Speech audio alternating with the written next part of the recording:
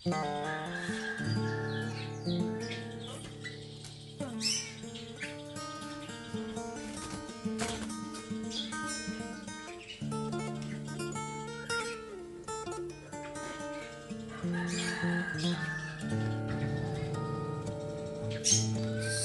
jumpa lagi sahabat kicauannya, sahabat Anis Merah Nusantara.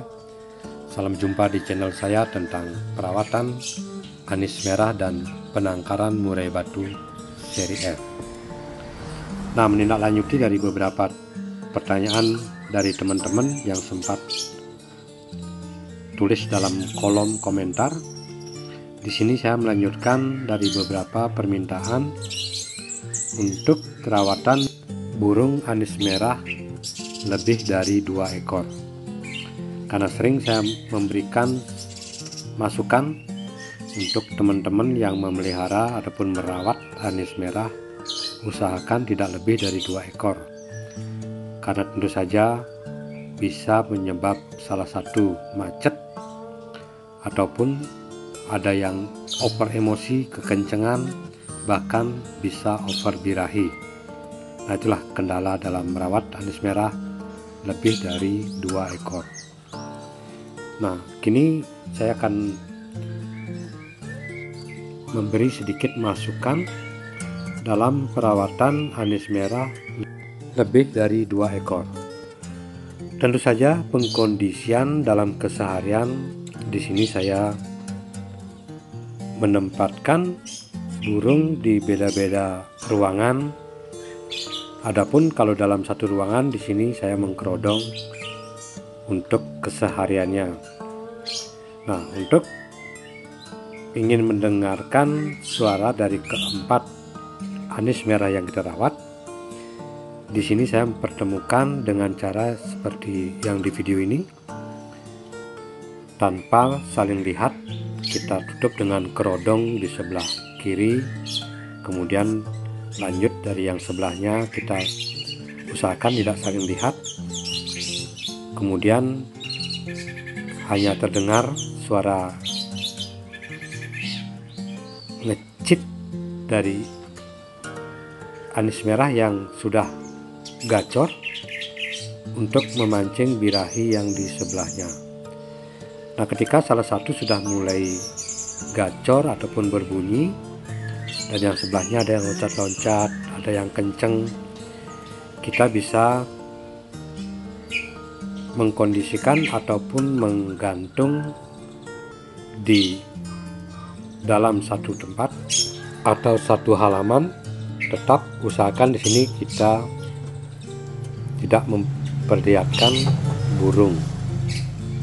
Maksudnya waktu menggantang ataupun menggantung burung, usahakan di sini tidak saling melihat satu di antara yang lainnya, atau kita bisa memberikan sekat, karena kebetulan juga di sini tempat saya lumayan luas berseberangan dengan jalan raya yang sepi, sehingga untuk mengkondisikan anis merah di tempat saya lumayan tidak ada hambatan, dan juga bagus untuk mencetak mental, karena motor ataupun mobil yang lewat jarang, sehingga burung anis merah tidak merasa stres ketika melihat sesuatu secara perlahan-lahan memperkenalkan dengan mobil ataupun orang yang lewat lalu lalang di depan rumah.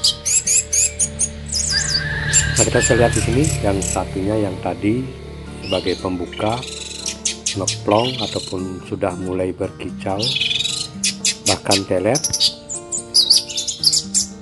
kita tempatkan pada jarak yang pas untuk yang di sebelahnya. Nah, kemudian yang sangkar bulat ini adalah punya saya yang paling malas, karena masih dalam terapi proses pengurusan, karena burung dalam kondisi gemuk. Dan sekarang kita coba taruh di sebelah tetap sekitar jarak 8 meter. Kemudian Yang ini kita taruh di halaman rumah. Dan yang terakhir di depan serambi rumah.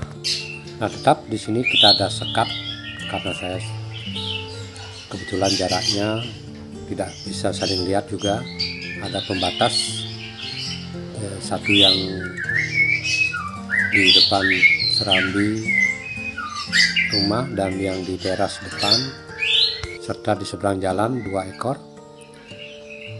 Tetap ada sekat pembatas sehingga terdengar untuk memancing suaranya. Sudah merespon yang sangkar bulat. Itu adalah yang paling malas bunyi karena masih kegemukan, tetapi sudah mulai buka paruh. Dan yang ini yang tadi sebagai pembuka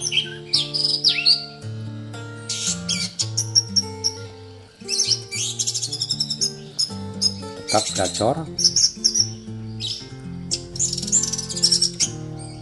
tetapi tidak teler, atau telernya kurang maksimal karena begitu dia mendengar suara anis merah lain masih belum terpancing emosinya untuk teler.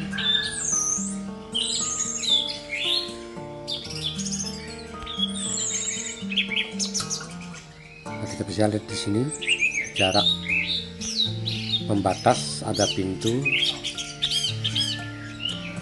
Dan kita bisa lihat juga di sini sudah merespon yang sangkar opal.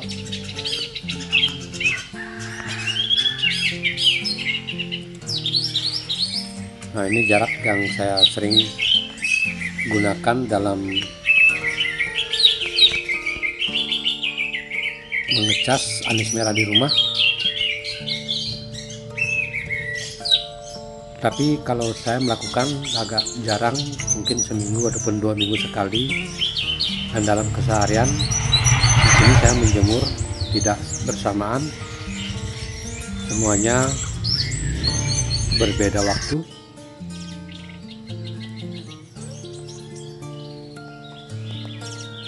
Nah, untuk burung yang sudah gacor, di sini kita tidak perlu menjemur setiap hari. Kita bisa menggunakan atau jadwal dari keempat burung ini. Penjemuran saya lakukan setiap 2 hari sekali. Nah, jadi bergantian, yang 2 ekor kita jemur, tetap tidak saling lihat, dan 2 ekor kita kerodong. Nah, sahabat kecamannya, lihat di sini yang sangkar opal sudah mulai merespon, rada-rada mau teler. Tetap kita perhatikan di sini merespon anis merah yang lainnya. Yang satunya lagi ini yang kegemukan. Nah, kalau anis merah yang kegemukan rata-rata malas berbunyi karena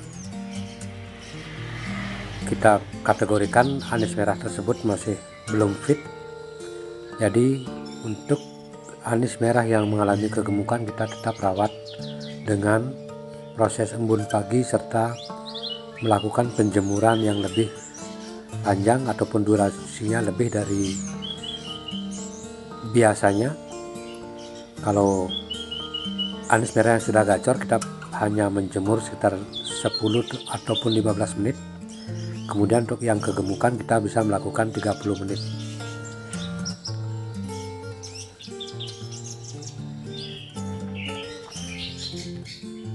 Nah, sekarang kita lihat yang sangkar kotak yang di serambi depan, sepertinya terdengar sudah ngeplong.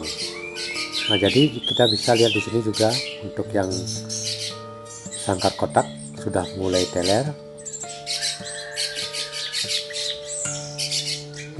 Nah, kita lihat dari satunya yang tidak saling melihat,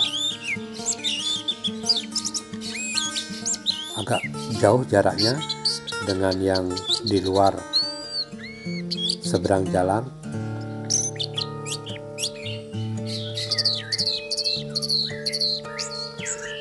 Nah, sudah terpantau teler yang sangkar kotak. Jadi untuk anis merah yang sudah fit, begitu mendengar suara anis merah yang lain akan terpancing dan merespon.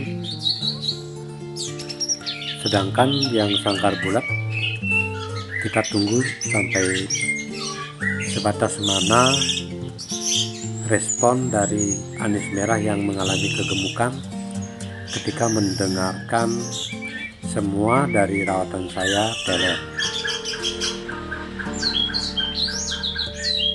Nah, sekarang kita lihat yang di halaman rumah depan juga sudah terpantau teler. Ini yang memiliki teler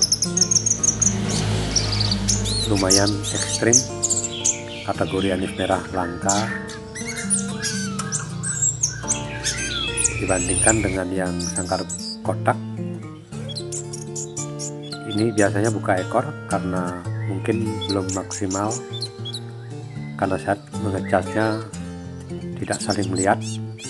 Biasanya kalau kita melakukan pengecasan dengan anis merah bukan satu rumah, kita bisa memperlihatkan ataupun mengecas anis merah tersebut untuk saling melihat. Nah, tetapi untuk anis merah yang kita rawat dalam satu rumah, usahakan untuk mengecas kita tidak saling lihat, yaitu dengan cara mendengarkan suaranya saja, karena kalau kita melakukan anis merah di perumahan saling lihat, maka emosinya akan kurang. Tetapi kalau kita melakukan di gantangan ataupun di lomba-lomba burung anis merah, usahakan anis merah tersebut ketika dicas untuk saling melihat. Nah, sekarang kita lihat yang sangkar bulat yang mengalami kegemukan, sepertinya ada perubahan. Terdengar nyerecet sepertinya teler. Mari kita lihat sahabat kicau mania, untuk membuktikan dalam merawat anis merah lebih dari 2 ekor bisa semuanya maksimal.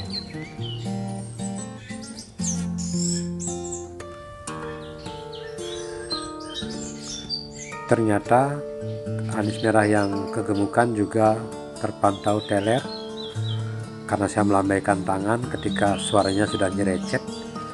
Saya lambaikan tangan dengan istilahnya menggoda anis merah yang mengalami kegemukan sudah mau teler, walaupun belum maksimal. Sedikit tidaknya di sini dia sudah merespon bahwa anis merah yang mengalami kegemukan juga terpancing ketika mendengarkan suara anis merah yang sudah rajin bunyi dan teler.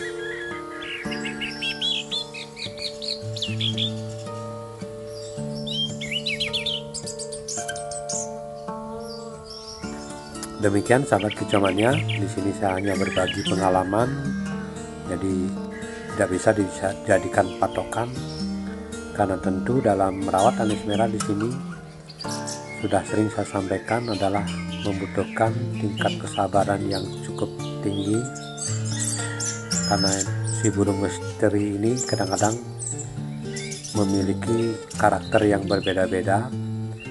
Jadi kita bisa belajar dari pengalaman, dan di sini pengalaman saya akan bagikan untuk teman-teman yang merawat anis merah. Terima kasih, sampai jumpa pada video-video saya tentang anis merah dan murai batu untuk penangkaran murai batu seri F.